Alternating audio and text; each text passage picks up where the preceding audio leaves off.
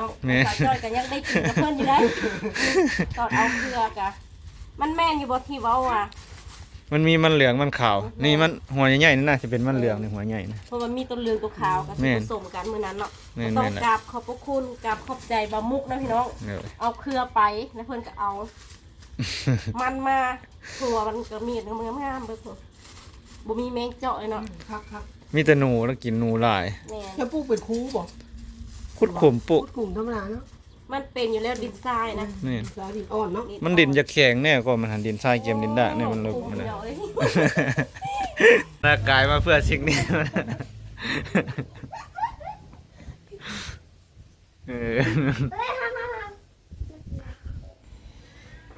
ไพ่โอ้น้องพลอยเนาะมาดินนากายสบายดีและสวัสดีเด้อพ่อแม่พี่น้องเบิดสุขุสุคนนะพี่น้องเนาะนี่บ่มุกกระสิบเอามันไปให้สาวจ้อยพี่น้องเลย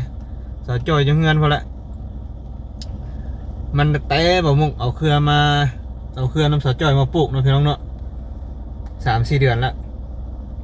ก็สิได้ขวดพี่น้องเลยก็สิเป็นหัว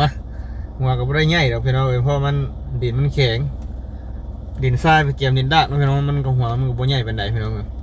นี่เขาก็สิเอามันไปให้สาวจ้อยพี่น้องแล้วก็โอเคเอามันไปส่งให้สาวจ้อยเดี๋ย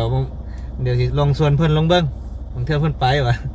ยังพันในฮอตใส่พี่น้องนี่ก็10 โมงละพี่น้องเลย10 โมงครึ่งละ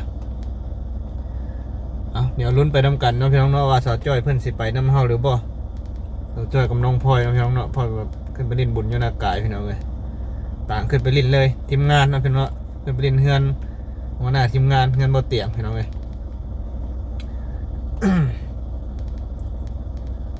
เดี๋ยวไปลุ้นน้ำเด้อพี่น้องคนละไปห้องงานสาวจ้อยยังถ่ายพี่น้องเบิ้งอีพี่น้องเลยนี่กำลังขับรถไปนี่กับรถก็ยังตันทางอยู่น้องพี่น้องเขาเจ้าเห็ดทางสวยแล้วพี่น้องเลย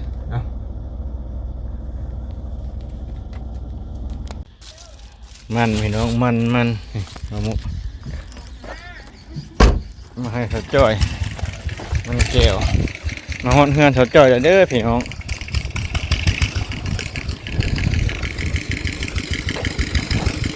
โอ้ไปขายสลีนี่ครับพี่โอ้สาวจ้อยก็ไปนะ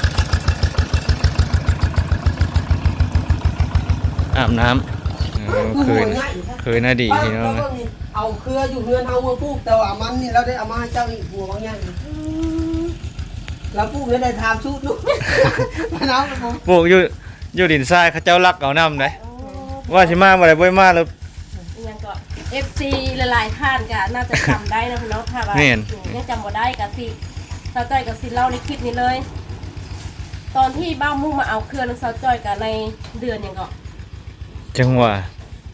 2-3 เดือนหลังเนี่ยนะ2-3 เดือนหลังกับประมาณเดือน1หรือเดือน12นี่แหละ12ในกับประมาณ4 เดือนแต่ก็ได้ผลผลิตมาเลยพี่น้องสาวจ้อยกันยังได้กินกับเพื่อนอยู่ได้ตอนเอาเกลือกะมันแม่นอยู่บ่ที่เว้าอ่ะมันมีมันเหลืองมันขาวนี่มันหัวใหญ่ๆนี่น่าจะเป็นมันเหลืองในหัวใหญ่นะเพราะมันมีตัวเหลืองตัวขาวกับผสมกันมื้อนั้นเนาะต้องกราบขอบพระคุณกราบขอบใจบ่มุกนะพี่น้องเอาเกลือไปแล้วเพิ่นก็เอามันมาหัวมันก็มีดงามๆเบิ่งบ่มีแมงเจาะเลยเนาะครับมีแต่หนูแล้วกินหนูหลายแล้วปลูกเป็นคูบ่ขุดขุมปุขุดขุมธรรมดาเนาะมันเป็นอยู่แล้วดินทรายนะทรายดินอ่อนเนาะมันดินจะแข็งแน่กว่ามันหันดินทรายเกมดินด่างเนี่ยมันลึกมันเลยผักหวานนี่บ่ได้เอาดอกผักหวานบ่ได้เอาแต่ว่าสะจ้อยปลูกกับบ่ได้ดอกบ่คืนเนาะแล้วก็บอกไอ้กองไส้ก็น่าจะคืนบ่ของเพิ่นหรือจังได๋ยันบ่คืนดอกมื้อนี้มันปลูกยากเด้อผักหวานแม่นนี่พี่น้องเลย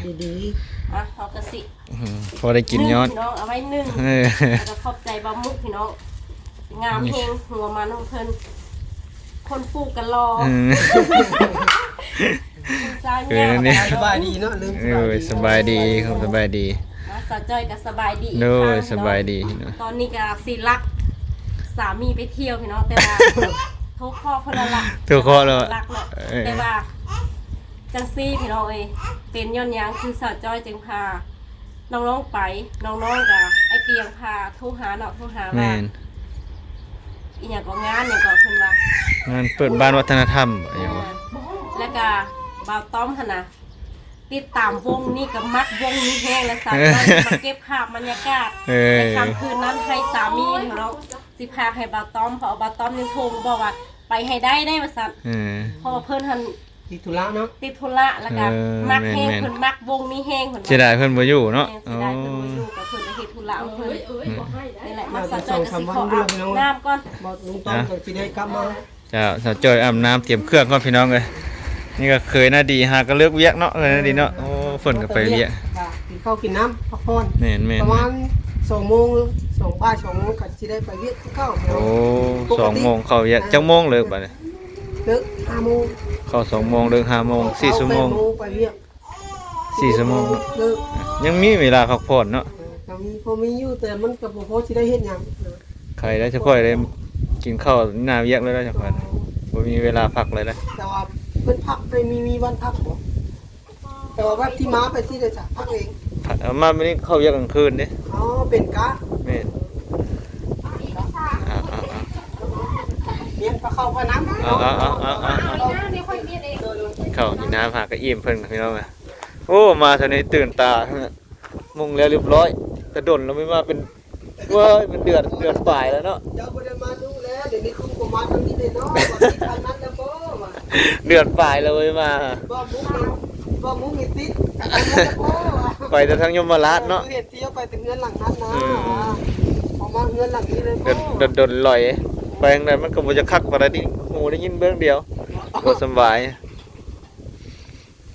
มีแต่ลายคือมันมีทางกลับไปกวดเบิ่ง นั่นแต่ว่ามื้ออื่นนี่แหละอ๋อ เอากระเป๋าไว้ดุนกับบ่ดีพี่น้องหูบ่มุกเนาะมันอึ้งนะพี่น้อง อึ้งอิง เป็นมาได้2-3 วันแล้วอ่ะ โอ้คัก ว่าเป็นน้องสาเหตุหยังเนาะ ยังบ่ฮู้ว่าเรื่องไสยศาสตร์ว่าเรื่องผีเรื่องสางก็บ่มีเรื่องคนเฮ็ดคนร้องก็บ่มี หาหมอแล้วมัน แม่นมีแต่สิไปหาหมอ เอาแล้วบัดนี้ หาแพทย์หาหมอบัดเอ้ย โดยลูกโดย ลูกสาวเพิ่นก็ใหญ่แล้วนี่พี่น้อง สบายดี จังหน่อยก็ได้กิน เพิ่นนะ แฮงแล้วนึ่งข้าวเป็นแล้วจังหน่อยนะมาหอมนี้ป้าเดียวเรียบร้อยสั่งที่อยู่บาดพี่น้องเอ้ยเติ่งอยู่บาด พักอยู่แล้ว บ่ได้ลงมาเลย ช่วงนี้ก็ฝนตกดุอยู่แล้ว แม่น มื้อวานคืนก็มืดแล้วก็ตกเนี่ยมันไผนี่ มันชาวบ้านมาดีนี่แหละแล้วก็แตงโมป้าจ้อยก็ใหญ่แล้วปิดกินได้แล้วเมื่อหลายหน่วยแล้วเริ่มลอยมากินแล้ว ได้กินจักหน่วยแล้วแตงโมฮะ โอ้3-4 หน่วยแล้วได้กินแน่แล้วแต่ก็บางอันเพิ่นก็จงไว้ขายเพิ่น เออ มันก็เรือจากแบ่พี่น้องเอ้ยแบ่มักเข้า เมก็เข้าโอ้มันตนนี่เนาะโลเท่าไหร่เดี๋ยวนี้มันแห้ง 1,800-2,000คือเก่าหั่นแหละเพ่งลุกลงก็จะบางคนโดยลุกมาให้ มันตนพี่น้องเพิ่นก็มาปลูกตากอยู่นี่เนาะ แต่ว่าช่วงหลังๆนี่ก็เพิ่นก็โอ้ยะทั้งมวลเลยเพราะว่ามืดฝนลม เออ เป็นปัญหาต่อชาวเกษตรกรปลูกมันหมดเลยโดยลูกไหมก็ให้แล้วบัดนี้ แล้วเรียบร้อยพี่น้องตาจ้อยก็ปะ ลงกล่องใหม่ ถูกพี่สาวกำลังมา น้องพลอยกับเพียงก็น้องพุทธบะไปเดินทางพี่น้องไปนำบ่ บ่ลงคนน่ะก็ไปเรื่องเขาเจอได้ เอ้ยนี่สาวจ้อยก็สิได้บ่ต้อมบ่ได้อยู่พี่น้องวงเพิ่นมักแห้งได้พี่น้องก็มาลงอยู่หน้ากายนะใช่โอ้ยปอต ไปนอนก็ นอนพุ่นเลยไปโอ้น้องพลอยเอาขึ้นไป นอนมื้ออื่นกัน ปะอยู่หน้ากายจัก2มื้อนี่ขึ้นไปเอาเด้อ ไปเถอะนี่ มันมีปะหานพี่น้องเอ้ย ใครเบิ่งหานนี่แหละมันนี่ น่าจะเป็นเม็ดข้าวละ น่าจะเป็นทางน้องพลอยมีน้องพลอยน้องพุทธพี่น้องเลยไปน้ำเดียวเอาไว้ที่หน้าก็ได้เครื่องไป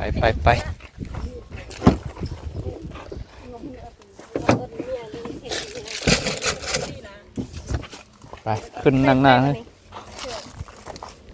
เดี๋ยวครับเครื่องเต็มเลยอยู่หลัง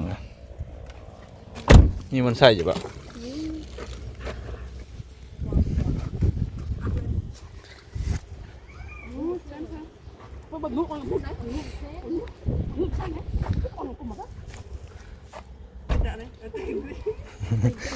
เอ้ยบ่กินส้มกระโดดที่แม่นมันต้องมาจักในสาวจ้อย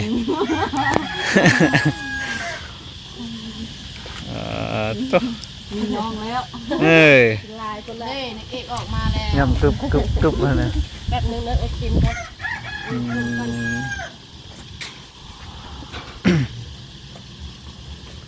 เป็นผมพูดอยู่นี่ผมชื่อเลยแล้วผมพูดเป็นทำนักเองพูดกันเลยคือถ่ายพูดกันไหนก่อนนอนใน3 ตื่นเราใช่ไหมจะบอกงานเลยไอเตียงผมมีอันภาคเลยตัวเองมาอุ้ยเด้ เอาพวกม่วงเลยเนี่ย ทานแล้วพวกนี้บอกว่างูส้มมันเลย มีบ่ เอาบอกว่างูส้มกินต้อ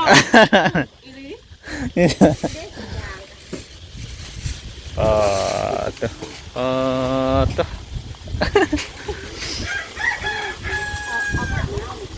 มึงน้อยอยู่แล้ว เอาบ่ เด็กยื้อเอา เบิกเอามองกันพี่น้องเลยเอาฮอตแล้วพี่น้องเลยฮอตเงินบ่เตียงแล้ว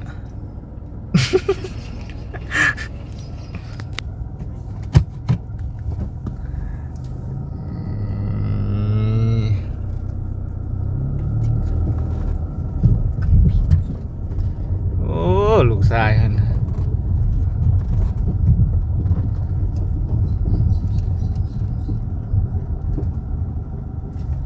ร่างกายมาเพื่อสิ่งนี้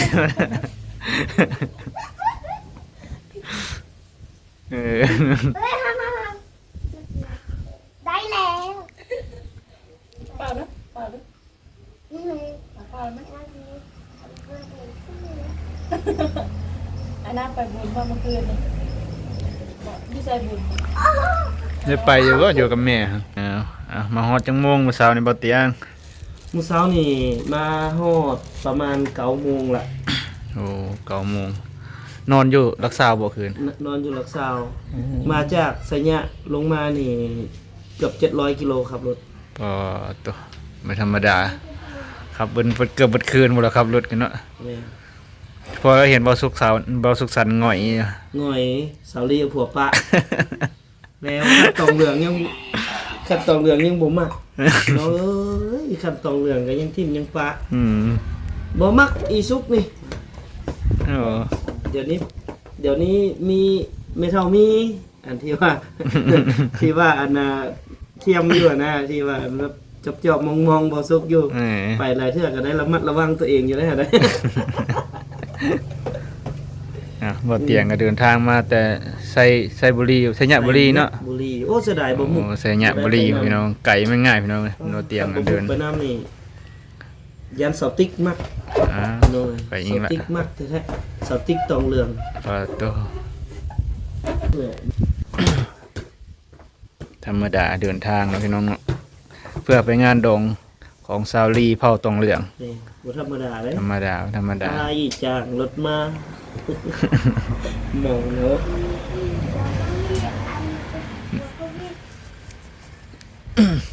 ไปเนี่ยได้หูบ่ได้ยินเขาเจ้าไปเว้านำก็ว่าเขาเจ้าเว้านำอยู่ในหูเนี่ย แล้วมาแล้วบ่ตองเหลืองก็นำฮะฮะ ก็ว่าตองเหลืองอีกบ่เป็นบ่เนาะ พี่น้องเดินสายตลอดหัวหน้าเฮาก็ บ่มีเว ไม่ ลา อยู่เลย อยู่เลย แม่น คอยบุษ เอ้า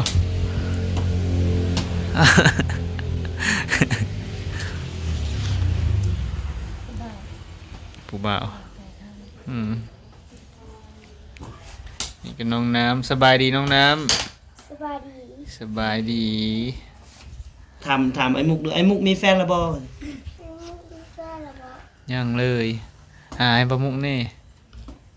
ตองเหลืองยังบ่ใหญ่เลย เหมือนยังบ่ใหญ่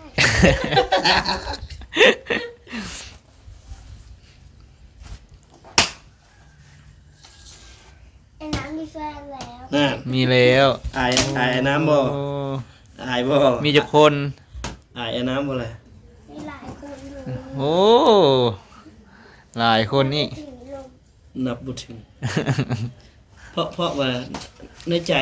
จน้องน้ำอยากได้สองคนเลย น่ะ อยากได้สองบ่ได้น้องน้ำอยากได้สองคนบ่ลูก อยากได้สองคนตา อยาก กับมะมี อยากได้น้องตากับมูมี ไพ่โอ้น้องพลอยเนาะมาดินนากาย นิดาเฮ็ดได้ว่าไปอันไปเข้าไปสั่งให้มันเป็นอะไรอาการนะบิ๊ดน่ะ น้องอันเอาไว้ในห้องส้มเนาะยกออกมาถึงแต่ว่าสาดกินแล้วออกมาได้เลย อ่ะพี่น้องในห้องสิไปเลาะตลาดโตเนาะ ไปรอบหมู่หน้างาน ไปเลาะเบิ่งหน้างานพี่น้อง ไป เอ้ย เบิ่งบ่อนอันน่ะ ไอเตียที่ใส่บ้านพันเปก พูนพันแปกพันแปกเบิ่งบ่สิพาไป เพราะว่ามีหมูอยู่นั่นเลยนะ ไปเดี๋ยวไปนี่ล่ะไปนำกันไป แล้วก็อยู่เพื่อนหันอยู่ไกลกับโรงเรียนสองสั้นเลยจ้ะมีหมู เพื่อนไกลเพื่อนสองชั้น โทรหาเขาเจ้าบ่ได้บ่โทรหาได้บ่ฮะ โทษได้อยู่ นี่ โทรเบิ่งเนาะ ไปเดี๋ยวจะพา ไปเลาะเบิ่งพี่น้อง เสาเวียงจันทร์ นั่น เอ้ย ไม่นี่สาวด้วยกันดีกว่า แม่ ไปพี่น้องเลาะไปเลาะเบิ่งพี่เบิ่งน้องแล้วก็ไปเลาะตลาดไปเบิ่งหน้างานแล้วก็ไปเบิ่งร้านขายเครื่องของเบาเตียงนะพี่น้องเนาะร้านขายเครื่องนี่น้องพลอยกับน้องพุทธคือบ่ซ้อนนี่ผู้หนึงมาซื้อหยังเกาะผู้หนึงซื้อจันทร์เราคือบ่มานำ คุณมาว่าง โอ้เพิ่นแม่นสิขึ้นมาพี่บ่มื้อแลงฮะ คือสีเราไม่ขึ้น บ่ว่างมากินข้าวกินน้ำจังนั้นยังสิมายังหอมเรื่องยังอยู่ เปิดเอาอันใส่ซ่าท โอเคเนาะพี่น้องเดี๋ยวเฮาสิไปลิ้นน้ำหมู่เฮือนน้องจ้อยพี่น้องเอ้ยนี่เพิ่นก็เก็บเครื่องเก็บของที่ออกไปต่อเอามาฮ้อนเฮือนบ่เตียงที่เรียบร้อยเนาะพี่น้องหลังจากพักผ่อนเล็กน้อยจังหนึงเฮาก็สิออกเดินทางไปเปล่งลาง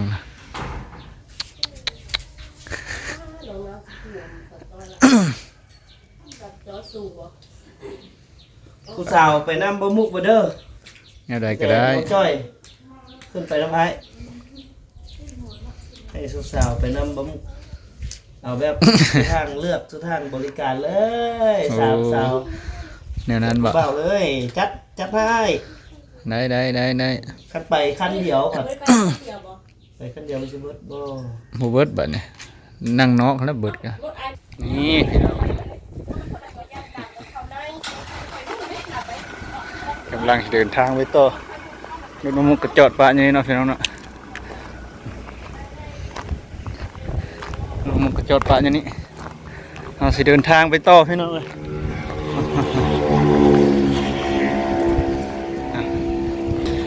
คลิปนี้บางมุกก็จะขอจบเพียงเท่านี้เด้อพี่น้องขอบใจพี่น้อง FC เบิดทุกคนที่เข้ามาติดตามส่องมุกบรรณานะพี่น้องเนาะมางานบ่เตียงพี่น้องเลยนี่เรากำลังสิไปโลกงานแล้วก็ไปตลาด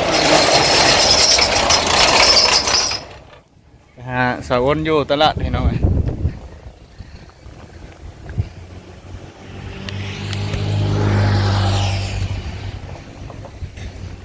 ไปโอ้ร้อนหนาวๆพี่น้องเลยอ่ะพอ